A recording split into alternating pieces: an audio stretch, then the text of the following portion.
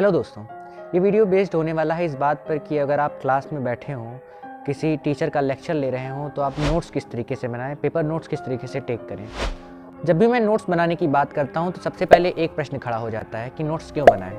तो भैया, आपको नोट्स बनानी है चीज़ों को क्लैरिफाई करने के लिए, चीज़ों को याद रखने के लिए और उन्हें बाद में रीऑर्गेनाइज करने के लिए, आपको अपने क्वेश्चन का आंसर देने के लिए आपको नोट्स बनानी है।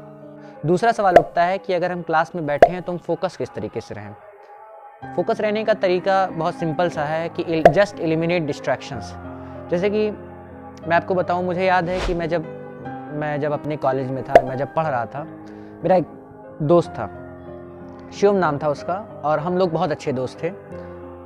लेकिन हम लोग कभी क्लास में साथ में नहीं बैठते थे, और जिस दिन साथ में बैठते थे उस दिन क्लास से भगा दिए जाते थे, क्योंकि हम दोनों एक दूसरे के लिए बहुत बड़ा डिस्ट्रैक्शन थे। इस वजह से हम लोग कोशिश करते थे कि जब लेक्चर्स चल रहे हैं उस समय हम लोग साथ में ना बैठें। तो आपके जो दोस्त हैं, बहुत क्लोज दोस्त हैं, जिनको लगता है जिनसे आपको लगता है कि नहीं they are distractions during lecture, आप उनसे दूर रहिए। अगर आपकी गर्लफ्रेंड है क्लास में, तो ड्यूरिंग लेक्चर आप कोशिश कीजिए कि उससे दूर रहिए। फ़ोन को एरोप्लेन मोड पर या इस तरीके से ऑफ करके रखिए ताकि डिस्ट्रैक्शन कम से कम रहे। और तीसरा सवाल उठता है कि हम क्लास में नोट्स कब बनाएं, जब टीचर कहे तब नहीं। अच्छी क्लासेज जब आप अटेंड करेंगे तब आप पाएंगे कि टीचर कहेगा ही नहीं कि आप नोट्स बनाइए। आपको नोट्स बनाने के फंक्शन में ऑटोमेटेड रहना है।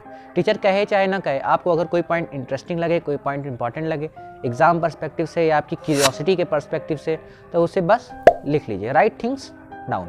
मान लीजिए लेक्चर शुरू हुआ, तो आपको लेक्चर के समय आपको 3 चीज़ों से डील करना है। पहली चीज़ है एक्टिव लिसनिंग, आपको ठीक से सुनना आना चाहिए।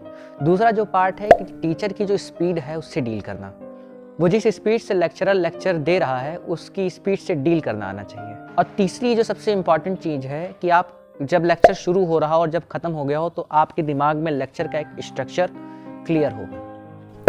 एक्टिव लिसनिंग पर आते हैं। सबसे पहले आप टीचर के स्पीकिंग स्टाइल को देखिए कि वो किस तरीके से बोल रहा है, किस रिदम से बोल रहा है, वो वॉल्यूम लेवल क्या है, किस चीज़ को प्रेस कर रहे हैं वो ज़्यादा, किस चीज़ को कम प्रेस कर रहे हैं। इन सभी चीज़ों को देखिए, इनसे आपको बहुत मदद मिलेगी। और इन सभी चीज़ों में जो सबसे इम्पॉर्टेंट चीज़ है वो है सिग्नल वर्ड्स। सिग्नल वर्ड्स आपको ये बताते हैं कि कहाँ पर इंफॉर्मेशन आने वाली है, कौन सी इंफॉर्मेशन आपको लिखना है। एज एन एग्जाम्पल मैंने कहा, हम ये चीज़ पढ़ रहे हैं क्योंकि यार ये बहुत ज़रूरी पॉइंट होने वाला है। इसका एग्जाम्पल ये है, यार इसको इस तरीके से आप पढ़िए। लेक्चर देते समय आप कोशिश कीजिए कि उसके कीवर्ड्स को पकड़िए। जैसे वो कह रहा है, भारत के पोस्ट इंडिपेंडेंस का सबसे मेन इवेंट है केशवानंद भारती केस। तो आपको जो की इवेंट्स हैं, जैसे कि post independence, Kesavananda Bharati case, इन चीज़ों को पकड़ना है, तब आप एक अच्छी नोट्स बना सकते हैं। उसके बाद टीचर जब भी लेक्चर दे रहा है उस समय आप व्हाट, व्हाई, व्हेन, कब, कैसे, कहाँ, इस तरीके के क्वेश्चन खुद से पूछने की कोशिश कीजिए, लिखकर पूछने की कोशिश कीजिए, ताकि आपकी जो नोट टेकिंग का स्टैंडर्ड हो वो भी उसी स्टैंडर्ड पर सेट हो जाए। आपकी क्यूरियोसिटी के स्टैंडर्ड पर कम से कम नोट टेकिंग का स्टैंडर्ड आ पाए। दूसरा जो मेन पॉइंट है कि टीचर की स्पीड से किस तरीके से डील करें। बहुत आसान है, कोई मुश्किल बात नहीं है टीचर की स्पीड से डील करना। बस आपको दिमाग में बस एक बात क्लियर रखनी है कि आपको कॉपी पेस्ट आइडियाज़ नहीं करने हैं कि टीचर ने कुछ बोला सब कुछ लिखने की कोशिश कीजिए। सब कुछ आप लिख ही नहीं पाएंगे, सही बात तो ये है।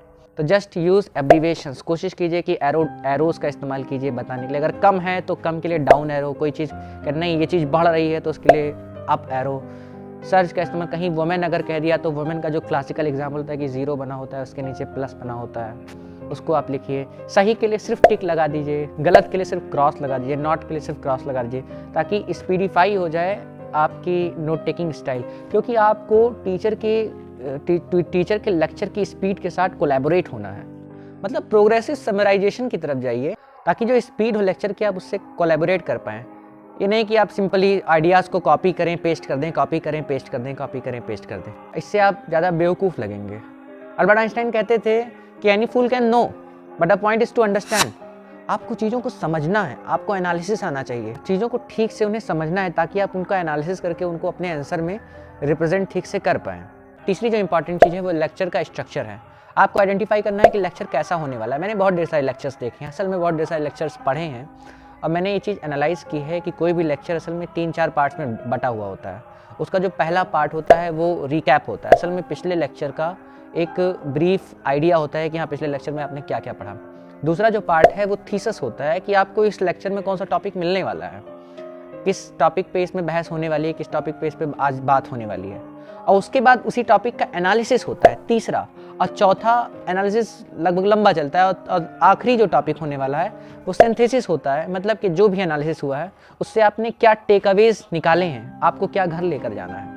इस आइडिया को और ठीक से समझने के लिए आपको एक मॉक लेक्चर देखना पड़ेगा या लेना पड़ेगा। मैं कोशिश करूँगा मैं आने वाले वीडियोस में किसी एक अच्छे लेक्चरार का लेक्चर लेकर मैं उसकी जो मेन नोट्स है उसे बनाकर आपको दिखाऊं, ताकि आपको एक आइडिया मिल जाए। अभी के तौर पे मैं कोशिश कर रहा हूँ कि मैं एक छोटा सा लेक्चर दूंगा और आप कोशिश कीजिए कि इसकी नोट्स बनाइए, ठीक है। देखिए आपकी नोट्स कैसी हो, मैं 3-4 मेथड से नोट्स बनाऊंगा, उसके बाद साथ में कंपेयर किया जाएगा कि मेरी नोट्स कैसे बनी और आपकी नोट्स कैसे बनी है। लेक्चर का टॉपिक है कि हाउ इंडस्ट्रियलाइजेशन बूस्ट फेमिनिज्म। छोटा सा लेक्चर है, आप कोशिश कीजिएगा इसकी नोट्स बनाने की।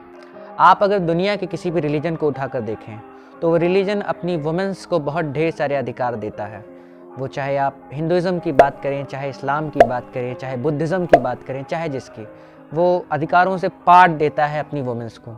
लेकिन हम थ्रू आउट द हिस्ट्री देखते आ रहे हैं कि वुमेन्स को कभी भी उतने राइट्स नहीं मिले हैं। अगर उन्हें मिले हुए हों, जैसे कि इस्लाम में राइट है कि आप कबूल हैं बोलेंगी, लेकिन उसके बाद आपके पास कोई अधिकार नहीं होता है थ्रू आउट योर एजेस।